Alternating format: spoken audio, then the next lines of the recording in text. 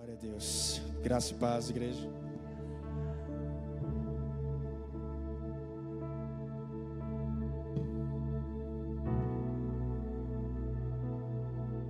Glória a Deus. Que dia maravilhoso. Que culto maravilhoso. Que presença maravilhosa. É essa que estamos provando aqui nessa noite. Queria ler com os irmãos um texto que está lá no único livro histórico do Novo Testamento. Quem que vai saber? Vamos ler Atos 27, a partir do versículo 27. Vamos ler aqui eu vou ler na Nova Versão Internacional, também a versão que será projetada aqui para vocês acompanharem.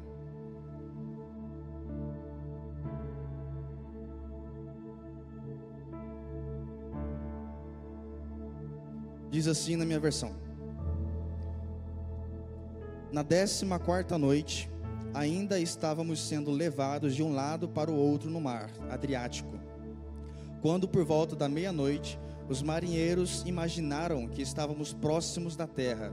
Lançando a sonda, verificaram que a profundidade era de 37 metros.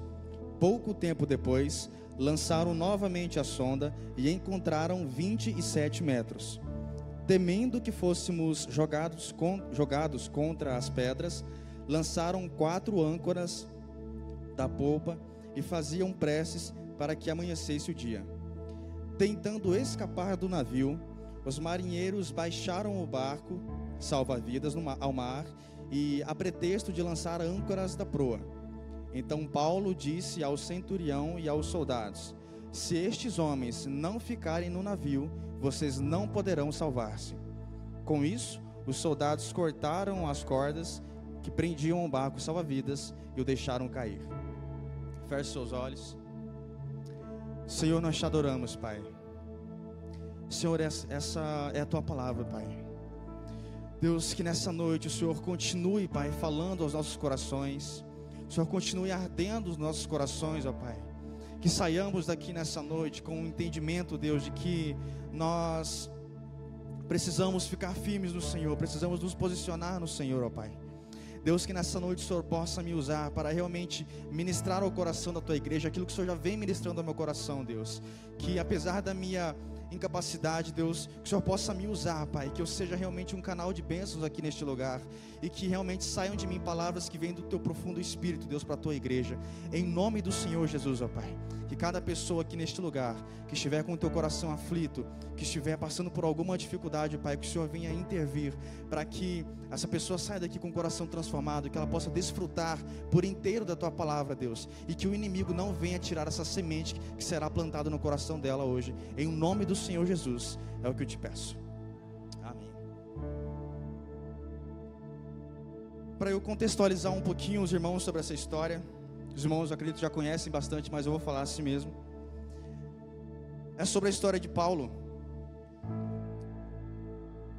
Paulo, como os irmãos bem sabem, antes de se tornar um grande pregador, um pregador extraordinário, antes de escrever as suas epístolas famosas, Paulo, ele era um perseguidor dos cristãos. Ele era focado em destruir os santos, assim como diz o texto.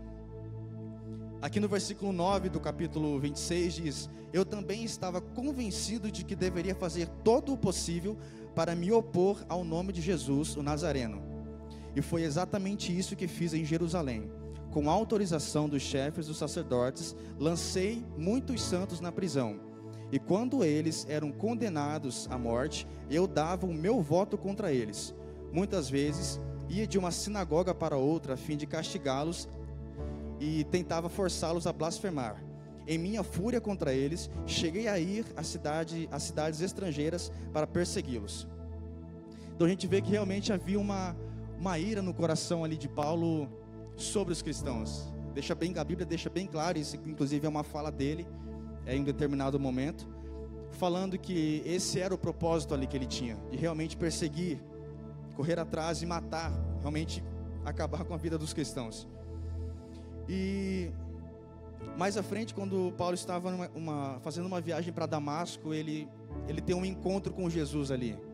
que daí é onde acontece aquela história que nós conhecemos, bem famosa: Saulo, Saulo, por que me persegues? Quem és tu, Jesus? Quem és tu, Senhor? Eu sou Jesus, a quem persegue.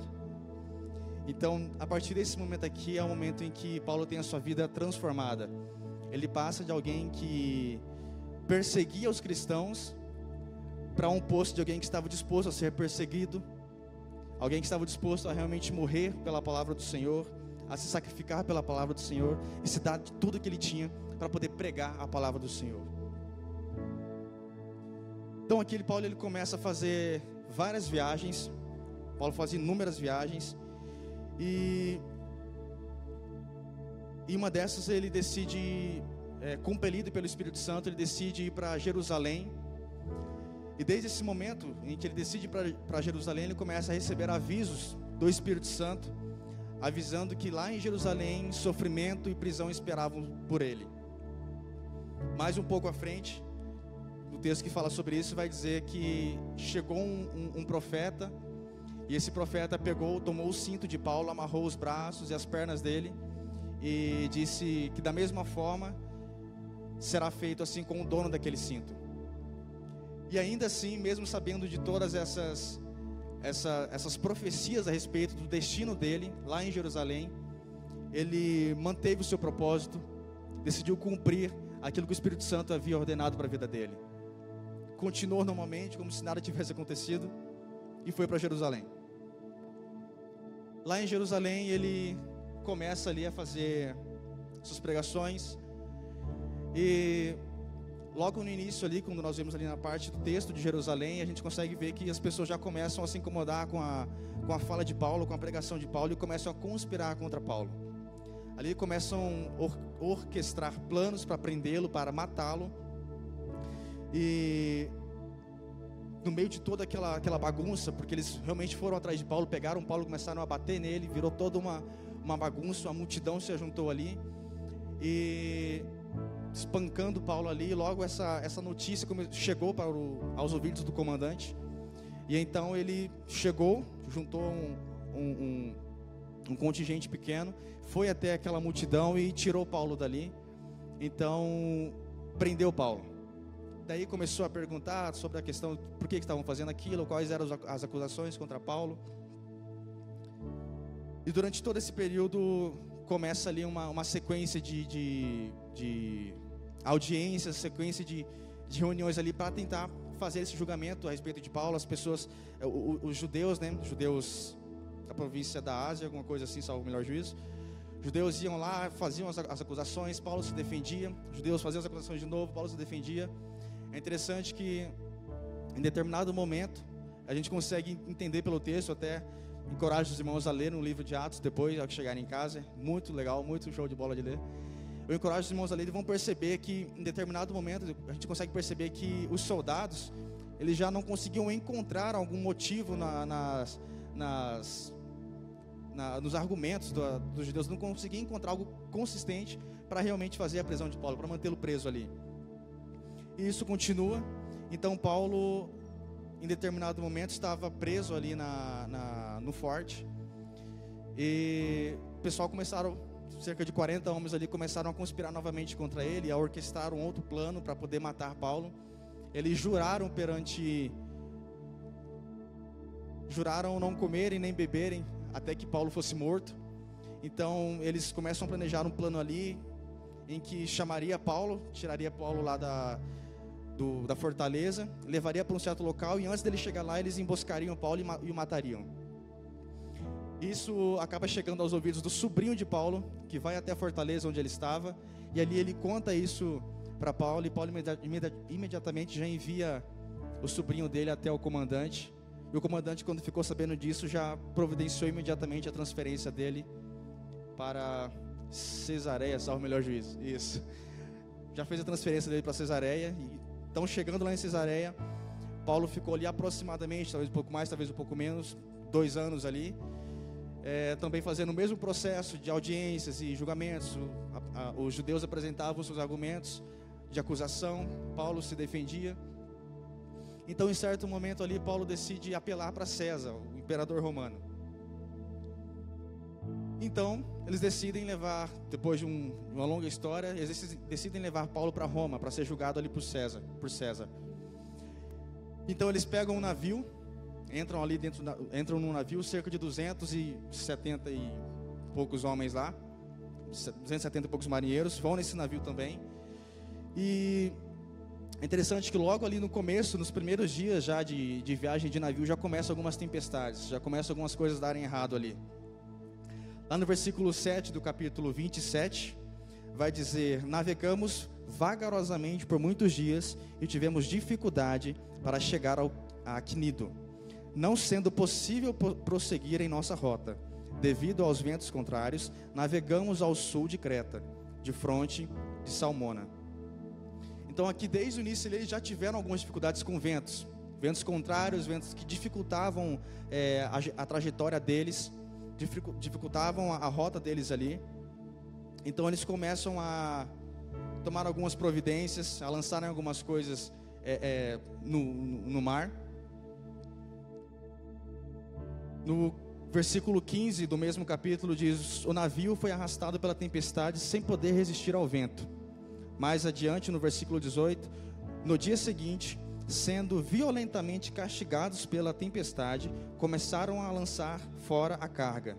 No versículo 20, não aparecendo nem sol, nem estrelas por muitos dias, e continuando a abater-se sobre nós grande tempestade, finalmente perdemos toda a esperança de salvamento. Nesse ponto aqui eles já estavam totalmente desacreditados que pudesse haver uma chance deles sobreviverem àquela circunstância, de sobreviverem aquelas tempestades que estavam caindo sobre eles. Já estavam em alto mar, já estavam muito tempo sem comer. Nós vamos ver isso aqui um pouquinho mais para frente. Já estavam sem comer, então possivelmente já estavam mais fracos e já tinham completamente desistido de em algum momento eles serem resgatados. E então, em determinado momento, Deus ele envia um anjo até Paulo ali no navio, dizendo que poderiam ficar tranquilos, que todos ali seriam salvos. No versículo 22, para exemplificar melhor, versículo 22 do mesmo capítulo: mas agora recomendo que tenham coragem, pois nenhum de vocês perderá a vida, apenas o navio será destruído, pois ontem à noite apareceu-me um anjo do Deus a quem pertenço e a quem adoro, dizendo-me: Paulo, não tenha medo, é preciso que você compareça perante César. Deus, por sua graça, deu-lhe a vida de todos os que estão navegando com você. Assim, tenham ânimo, senhores. Creio em Deus que acontecerá conforme me foi dito. Devemos ser arrastados para alguma ilha. Aqui é interessante porque a gente consegue imaginar que eles estavam com muito medo. Com muito medo. Eu imagino que até Paulo pudesse estar com medo também. Até porque o medo é um sentimento natural do ser humano. Então, inclusive pode ser que essa promessa de Deus aqui a respeito dessa circunstância tenha vindo por meio de uma oração de Paulo. Pode ser que Paulo ainda crendo no Deus poderoso, tem algum momento pensado: poxa Deus, eu creio no Senhor, mas o clima aqui está meio esquisito, está meio estranho.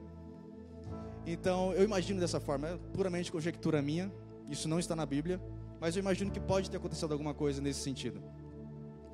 E o mais interessante aqui é que no versículo 26, quando ele diz: devemos ser arrastados para alguma ilha, mostra o quão tranquilo já estava Paulo aqui nesse momento.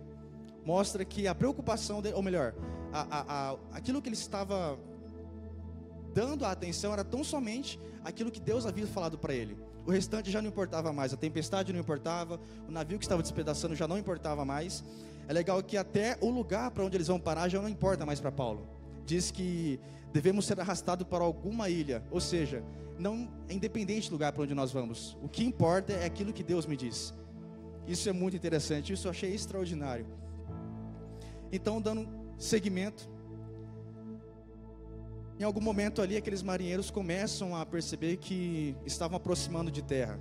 Imagino que já deveriam ter feito numerosas viagens, então já tinham noção do que acontecia, do que significava cada aspecto ali em alto mar.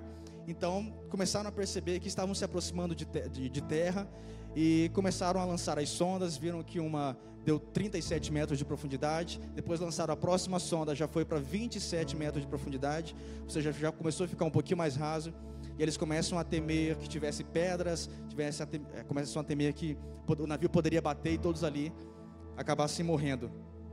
Logo, já esquecendo daquilo que Paulo havia falado para eles sobre a promessa de que todos ali seriam salvos. Então eles começam a planejar ali, a fazer um plano ali de começar a escapar, tomar um outro rumo, porque já não estavam mais confiantes ali de ficar naquele navio. Então começam a soltar as âncoras da popa, e depois eles decidem soltar os botes salva-vidas com o pretexto, com a desculpa de que fariam ali, desceriam as âncoras também na popa do navio, mas, como diz meu primo, aproveitariam para sair quebrando o negócio, já sairia. Então Paulo vem e diz ao centurião e aos soldados: se esses homens não ficarem no navio, vocês não poderão salvar-se. E aí, então, a partir desse momento, eles decidem recuar, abandonar aquele plano de fuga e retornam para o navio, retornam para o local seguro. Muitas vezes é assim em nossas vidas. Quantas promessas Deus já fez para a minha vida, para a sua vida, e que nós simplesmente desistimos e decidimos abandonar o navio. Quantas vezes você olhou para uma determinada circunstância e pensou: se eu continuar assim, se eu continuar desse jeito, fazendo desse jeito, eu vou morrer. Muitas vezes nós pensamos que em circunstâncias nas nossas vidas, nós pensamos: Deus, está tendo muita tempestade, está forte demais, o vento está forte demais, o meu navio está se quebrando, eu não estou comendo mais, eu já lancei toda a minha comida na água, não tenho mais o que comer.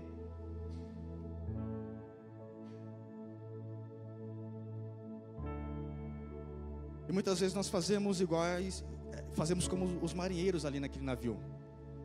Começaram a se desesperar, começaram a se esquecer daquilo que Deus havia dito para a vida deles, daquilo que Deus havia prometido para eles.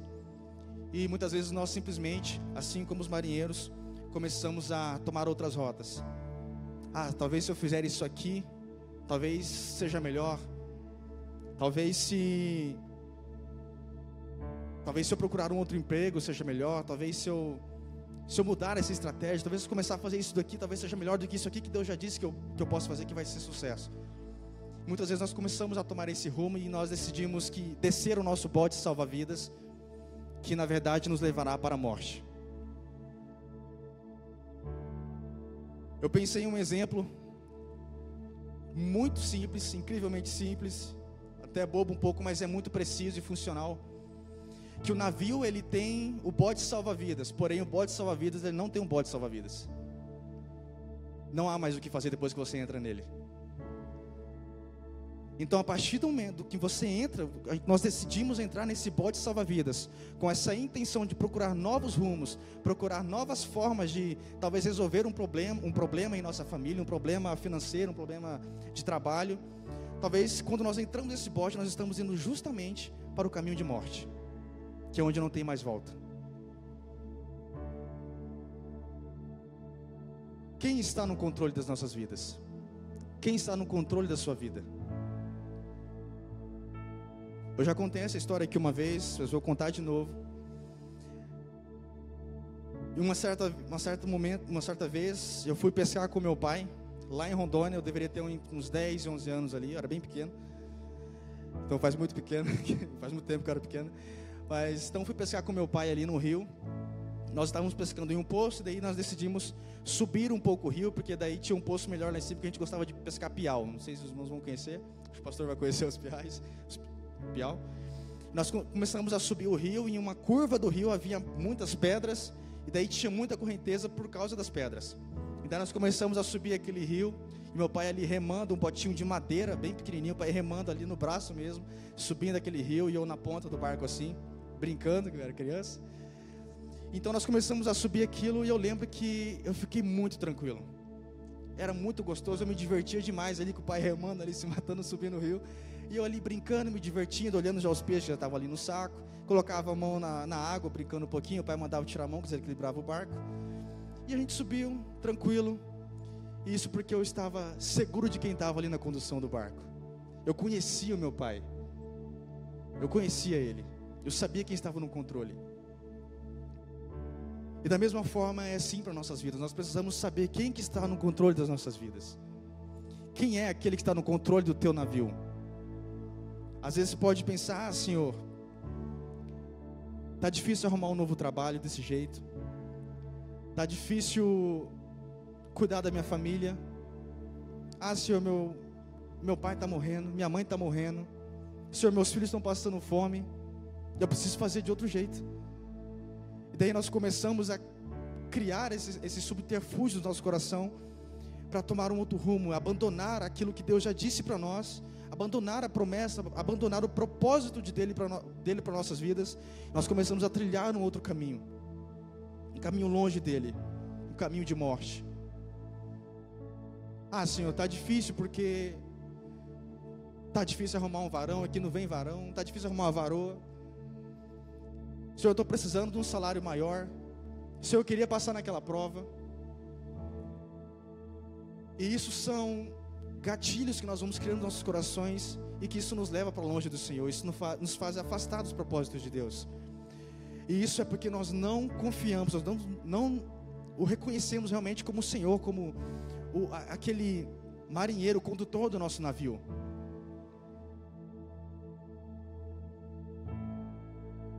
Então nós precisamos ter esse entendimento de que é no navio, com Deus, com o nosso Senhor, que nós teremos a vitória. É com Ele. Mas eu também não posso deixar que os irmãos saiam aqui dessa noite sem que eu fale que pode ser que a tua vitória não seja aqui. E assim como diz a canção, essa canção da Ana Paula é maravilhosa, é muito precisa. Quando diz: e se eu não vir minha vitória aqui, coroa de glória me aguarda ali. Glória a Deus. É sobre isso. É lutar, é perseverar, é permanecer firme nas promessas dele, que nós conquistaremos a nossa vitória. Pode ser que não seja aqui, mas será na glória com ele. Então que os irmãos não caiam nessas frases bonitas que tem por aí, em canções, em palestras, em pregações, de que ore que a sua vitória vem, jejua que a sua vitória vem, o seu milagre vai chegar. Isso não é bíblico. Não é assim que Deus faz. Nós temos que adorá-lo, nós temos que buscá-lo, independente se nós conquistaremos aquilo que nós estamos buscando aqui na terra.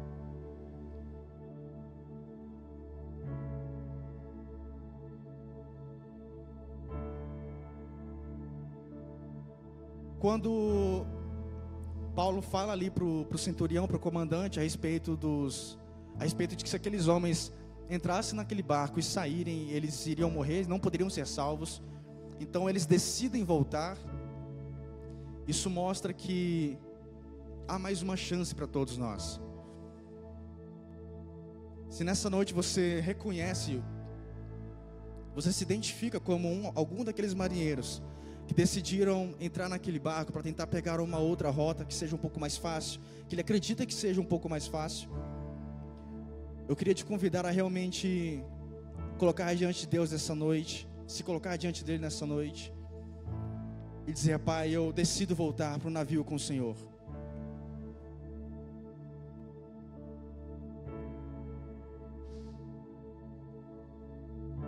Feche seus olhos. Aqueles que podem, se coloquem de pé.